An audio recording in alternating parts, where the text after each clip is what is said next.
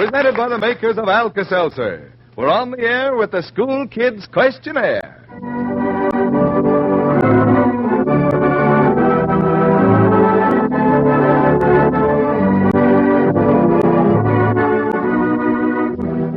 The Quiz Kids, 5 representatives of the splendid youth of America. 5 bright youngsters eager to tackle another difficult examination that would flunk most of us oldsters. Questions were sent in by you listeners and were selected by Sidney L. James of the editorial staffs of Time and Life magazines. The makers of Alka-Seltzer will award a new Zenith portable radio to the sender of each question used on the air tonight. Each of the kids will receive a $100 denomination United States savings bond from the makers of Alka-Seltzer. Our 5 quiz kids on the program here in New York tonight are the 5 who were selected to appear before the 12,000 members of the American Association of School Administrators at Atlantic City yesterday, so tonight's examination will not be scored. Last week's winners will compete again next Wednesday night back in Chicago. But now, here's our chief quizzer himself, Joe Kelly.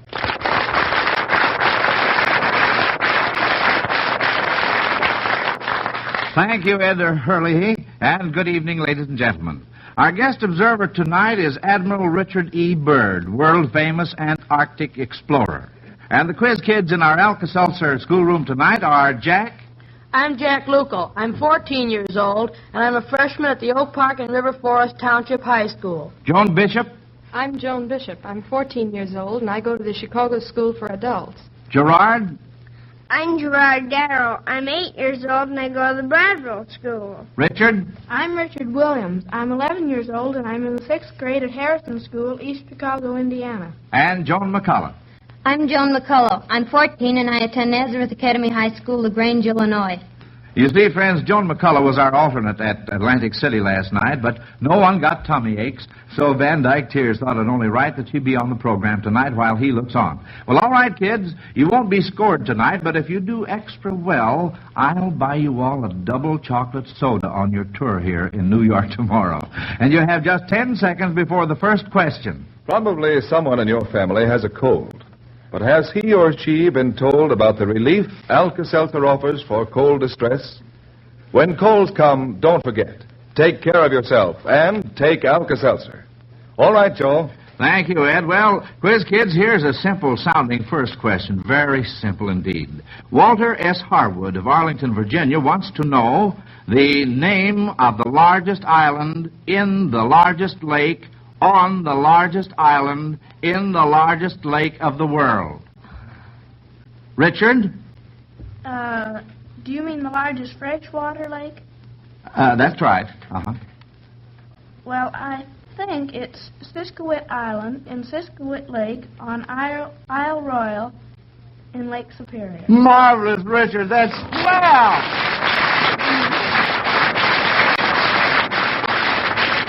You know, Richard, just to understand the question was plenty, let alone giving the correct answer. I'm glad I didn't have to explain that. Well, our next question here, 2 out of 3. Mrs. Rose Berman of New York City would like to have you identify these giants. A giant that was decapitated by his own sword. That's the first one. Joan McCullough. That was Goliath. And can you tell us a little something about it? Well, David stunned him with his sling, and after he was knocked out, he pulled his sword out of his sheath and chopped off his head. That's right. That's fine. All right, here's the second one. A giant who used 4-foot logs for toothpicks. Joan Bishop. Paul Bunyan. Paul Bunyan, can you tell us a little something about him? Well, the woodchoppers of Minnesota have this legendary woodchopper, and, I don't know how tall he was, and he put his foot into a lake, and it splashed, and that was what made all the lakes in Minnesota. Very good, Joan. Thanks very much. And here is the last one. Of course, you've gotten the first 2 out of 3, but I'd like for you to get this third one, just to give you a perfect day at bat, in other words. A giant who requires the help of at least 8 other giants to win his battles. Joan Bishop. The New York Giants. The New York Giants. That's right. Good for you. All right, let's see what our next question is here. Mrs. E. Nykirk of St. Petersburg, Florida, says that birds as a class are a mighty fine bunch of people, but she hopes none of your parents have followed the example of the rook in training you. She wants to know why. Gerard? Because the rooks teach their young to steal. And if they catch them at stealing, they punish them so that they'll be so clever so that they won't get caught. I don't want to make them look bad, but because they just want to show them that stealing will help them make their living. And they do this very cleverly all their lives. And I think that the mother and father rooks are very wise. Well, good for you, Gerard. In other words, a rook is a crook. Is that right? It's all right for the birds, but not for us. All right. Thank you very much, Gerard. Now, the next one is from Homer Lobby of Eaton, Pennsylvania, and it's a practical problem. If you had a mixture of 1 part sand and 1 part sugar, how could you separate the two? Richard? Put it into water and dissolve the sugar, and then empty out the sand. That's the answer right there. No, well, you wouldn't empty out the sand. You'd empty out the water. That's it. You got the cart before the horse there a little bit, but that was swell. Now, Mrs. Irma Bloomquist of Oak Park, Illinois, says it isn't likely to happen, but if you did run into a bridge game with the following 4 men playing, how would you expect the partners to be paired? Dr. Hu Shu, Prince Konoye, TV Song, Kishi Sabura Nomura. Jack Lukel. Well, Song and Shi would be, they're both Chinese, and they'd be on one side, and Nomura, and who was the other one? Well, wait just a second. Nomura is Japanese, but I didn't get the other person. Prince, I'll tell you what I'd like for you to do, Jack. I'd like for you to give me that again, will you? The whole thing? All right. Dr. Shi and Dr. Song are both Chinese. That's right. And they'd be on one side, and Nomura, and I didn't get the other one. Prince Konoye. Well, Nomura and Konoye would be Japanese, and so they'd be playing against Dr. Shi and Song. That's right. Correct, Jack. Now then, Oscar H. Woodward of Loudon, New Hampshire, has a musical crossword puzzle for you. He wants you to sing the notes that spell the answers to the following. Here's the first one. A means of transportation in 3 letters. Joan Bishop? C-A-B. Cab. Well, now let's see. No, wait a minute. No, I'm wrong here. There. Wait just a second.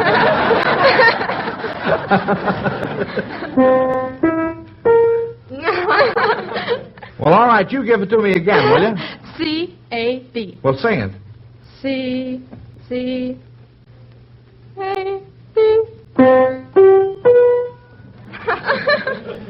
No, I'm afraid you're wrong on the last note there, Joan. C. A. No, that's G you're playing there. There. That's all right, now wait a minute. C. A. That's it.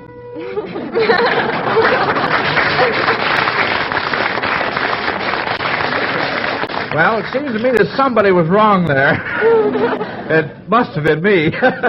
All right, here's the next one. A 4-letter word describing the affliction of Beethoven. A four-letter word. D-E-A-F. All right, wait just a second. D-E-A-A. Pardon me, that was my mistake. A-F. That's very good. Now watch out on this next one. A four-letter word describing Methuselah.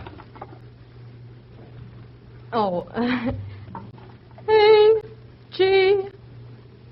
No, pardon me. A-G-E-D. Oh, wait just a second. A-G-E-D.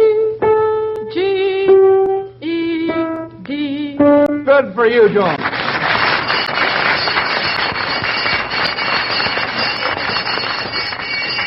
Well, there's the bell, kids. But say, I have another tough mathematics problem here sent in by W.E. Jones of McHenry, Illinois. And, Richard, I thought you might like to take a try at it during recess. Here it is. A man built a factory with a capacity of 300 employees, but he wanted to start operations gradually.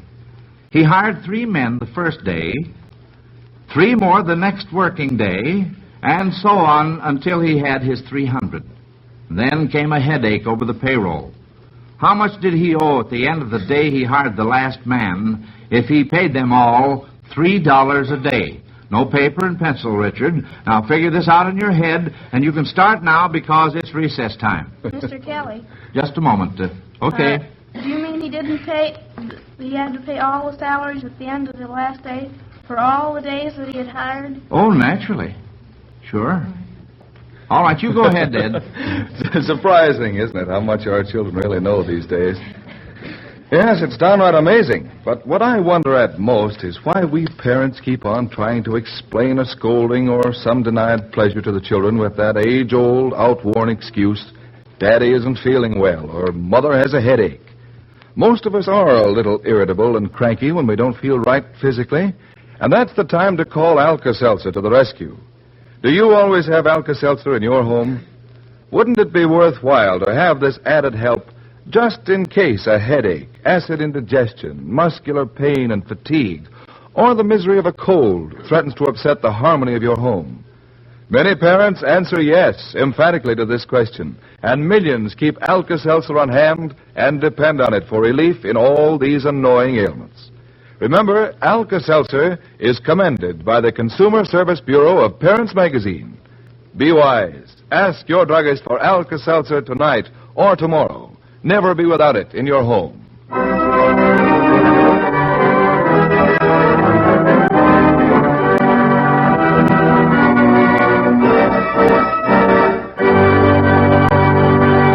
Ladies and gentlemen, you're listening to The Quiz Kids, presented by the makers of Alka-Seltzer.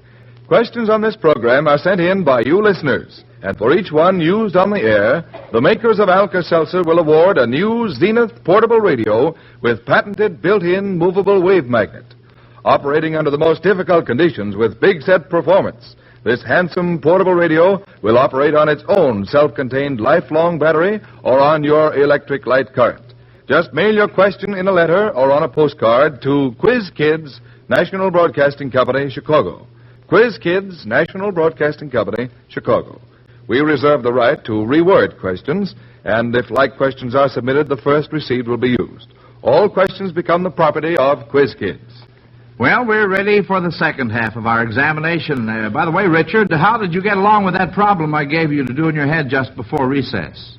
Well, he'd owe $45,450. $45,450 is right.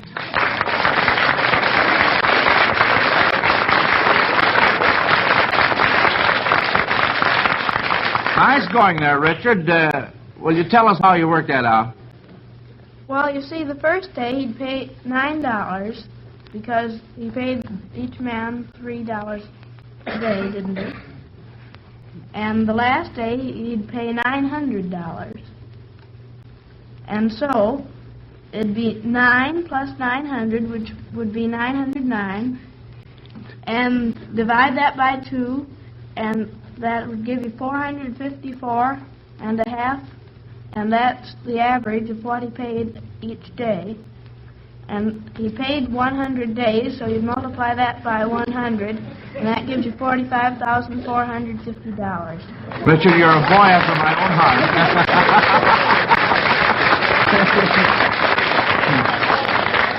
Well, let's take some more questions. Now, Mrs. Franklin L. Almack of Spokane, Washington, heard you 2 weeks ago when you came up with the right answer to a question about the time that elapsed between the signing of the Declaration of Independence and the Gettysburg Address. She wants you to tell us what Abraham Lincoln's opening line would be if he were to deliver his Gettysburg Address today. Today makes a big difference. Jack Lucal. 85 years ago today. That's right, Jack. Good for you. Now then, Jack Gossett of Lincoln, Illinois, has a question that may embarrass you just a bit. He asks the names of the 2 ships Admiral Byrd took with him to Antarctica in 1933 to 1935. The names of the 2 ships. Jack Lucal? Was one of them the Roosevelt? No.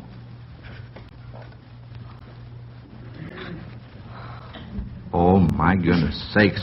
The Admiral's sitting right here close by. Oh, dear. Well, Jack... I'm not sure of this either. Is it one of them the Bear? Well, yes, and can you give us a little more on that, Jack? The only thing I can think of would be Polar Bear. Well, you're pretty warm, even though you are talking about polar bears. Joan, you had your hand up. Well, that's what I was going to say. Oh, you were? Mm-hmm. Well, I'll tell you. Well, Gerard has his hand up. Gerard? I only taking a terribly rough guess. Are you? Could one be the Penguin? Well, it could be, but it wasn't. I'll tell you what let's do. Let's call on the Admiral and have him give you the 2 names. Admiral Byrd, will you step up and tell the children, myself, and everybody here? That's about the only question I could answer better than these youngsters. The Bear of Oakland and the Jacob Rupert. Thank you very much. I'm glad the Admiral knew that. Now, our next question, L.E. Trunky of Knoxville, Illinois, thinks you should be able to name 2 comic strip characters who recently joined the Army. Gerard? Well, Pete the Tramp and the Doctor. Well, all right, we'll accept those 2. Richard? Will Winkle. Well, I don't think he's joined. He's considering it, possibly by request. Joan McCullough? Joe Palooka. That's one that we know definitely. All right, Jack... I was going to say Joe Palooka, too. I see. Well, Snuffy Smith could be another one, too. Oh, Snuffy, yes, sir. Now, among the people interviewed by Wendell Willkie on his recent trip to England were Clement Attlee, Ernest Bevan, and Herbert Morrison.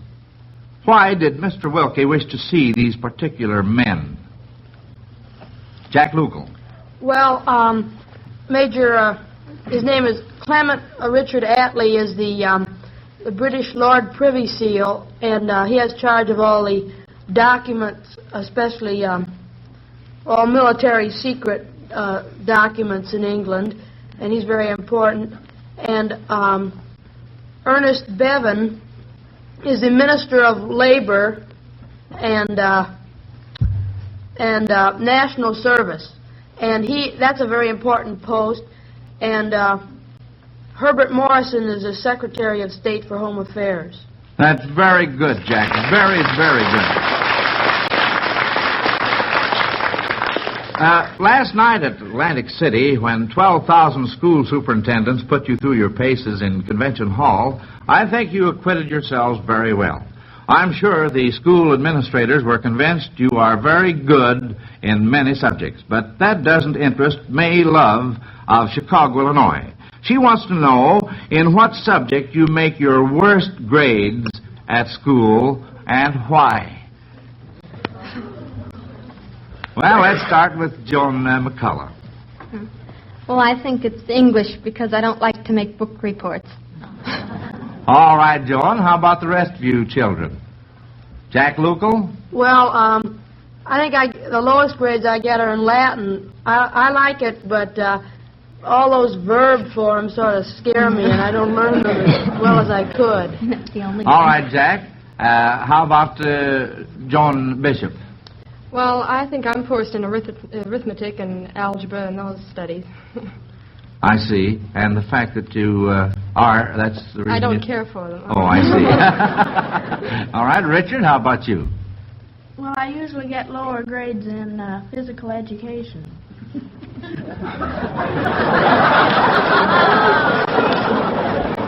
Well, now, I never thought you were lazy or anything like that, Richard. Why do you suppose that is true? Well, I don't know. Now, don't tell me you can't figure that one out. Well, all right. We'll let it go at that. Gerard? Well, I'm first in arithmetic. You are? You admit it, huh? I admit it, and I hate practicing writing, but I love to write. You do, huh? But you don't like to practice. Well, now, kids, I hope this won't embarrass you, but I'm curious to know just how bad you are in these subjects. Do you mind telling me what your exact grade in arithmetic is, Gerard? Well, I think it's around C. Round a C. All right, Joan Bishop. Well, it's about the same as Gerard's. Richard? Well, in our school, E means excellent, and that's what I got in physical education.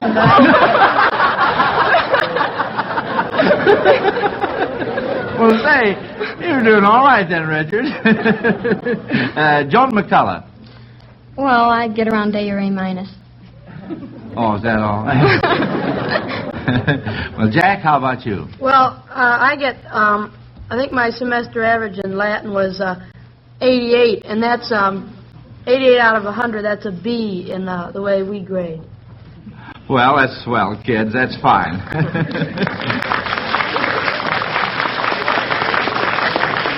Louis Leeser of Twin Falls, Idaho, thinks that at this season you should be able to tell us what the following have in common: a McGinty, an ibis, and a Colonel Fuller. Richard? They're all flies. What kind of flies? Well, flies for fishing. That's right, fishing flies. That's good, Richard. Now, Joan Raddick of Avon, South Dakota, reminds you that vanity is considered a feminine trait these days, but she wants you to tell her what male in mythology is noted for his great vanity. Gerard? It was Narcissus, who was changed into a flower because of his vanity. Well, that's very, very good. Uh-oh. Well, there's the bell, kids, tolling the end of our examination tonight. And we'll hear from Admiral Richard E. Byrd in just a moment. And here's a simple ABC lesson for all of you to remember. Always beware of colds. When you fool around with a cold, you're only fooling yourself. You're asking for trouble. The real wise thing for you to do is to take care of that cold and try the Alka-Seltzer ABC cold treatment. See how it can help you weather much of the usual suffering and distress. And here it is, simple as ABC. A, Alka-Seltzer. Take it for fast, effective relief from cold distress. B, be careful. Get more rest than usual. Stay out of drafts. Avoid stuffy, overheated rooms. Get your daily quota of vitamins. And C, comfort your raw, raspy throat due to the cold by gargling with Alka-Seltzer. Now, isn't that simple? Yes, and mighty sensible and effective, too. Try it and see for yourself. But don't wait. Take care of that cold now. Get Alka-Seltzer from your druggist right away And be sure to ask for and get the genuine Alka-Seltzer.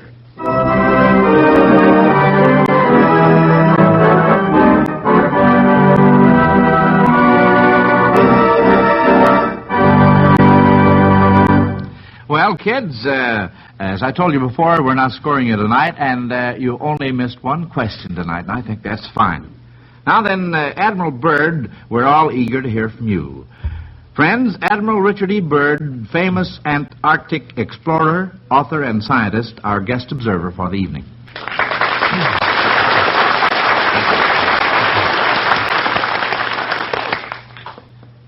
Thank you, Mr. Kelly. Gerard, with your great interest in nature, I wish you could have been with us in the Antarctic. Do you think you'd know an emperor penguin if you met one, Gerard? I certainly would, Admiral Byrd. I've seen the ones in the Field Museum that you brought back with you from the South Pole. The emperor penguins are larger than most penguins. They have distinct yellowish-orange markings about the neck. They're very beautiful. Right you are, Gerard. Not many people would have known that. Youngsters are always surprising me with how much they know. Not only you quiz kids, but all children, even my own. But I'm sure I couldn't even begin to keep up with you children in answering hard questions. I realize I've got to do a lot of reading up. It goes without saying that this program is one of my favorites. And I think one of the reasons is that I am aware of what you are doing for education generally. I know one teacher who told all her pupils to listen to the Quiz Kids every Wednesday night as a homework assignment. Mighty pleasant homework, I should say. But the point is that this program is stimulating learning and reasoning. And this old world hasn't burdened itself with an overabundance of either.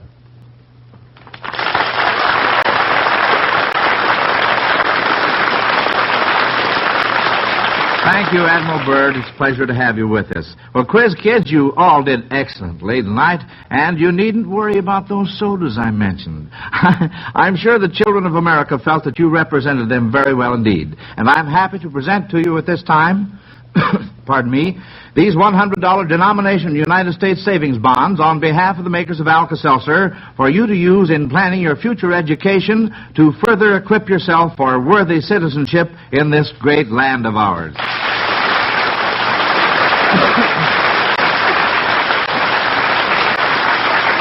Friends, I'll announce the contestants on next week's examination as soon as we hear a final word from Ed Hurley. These winter days, play safe. Be sure. Give yourself and every member of your family an ample daily supply of vitamins A and D. Take one-a-day brand vitamin A and D tablets, the new vitamin product now offered and guaranteed by the makers of Alka-Seltzer. Each one-a-day brand vitamin A and D tablet contains the same amount of vitamins A and D contained in 2 whole teaspoonfuls of cod liver oil, meeting minimum United States pharmacopoeia standards. And this means that each tablet is guaranteed to contain 6,250 units of vitamin A and 625 units of vitamin D. And listen, you take only 1 tablet a day. That's your normal daily need, and it costs only a penny a day. When you buy vitamins, read the number of units on the label. Then you'll see how economical one-a-day tablets are. Yes, 30 tablets cost only 35 cents. 90 tablets, just 85 cents, and 180 tablets, only $1.50. One-a-day brand vitamin tablets have been tested and approved by Good Housekeeping Bureau and commended by Consumer Service Bureau of Parents Magazine. Get one-a-day brand vitamin A and D tablets from your druggist. Look for the big 1 on the package. Thank you, Ed Hurley. Well, next week, friends, we'll be back in Chicago. Remember, last Wednesday night we had a tie for third, so our class will include 4 winners from last week: Jack Lucal, Richard Williams, Nancy Bush, and Nani Khan. Our newcomer will be Nancy Coggeshall, 14, of River Forest, Illinois. Meanwhile, this is Joe Kelly dismissing the Quiz Kids class until next Wednesday at this same time. Good night, kids. Good night, Mr. Kelly.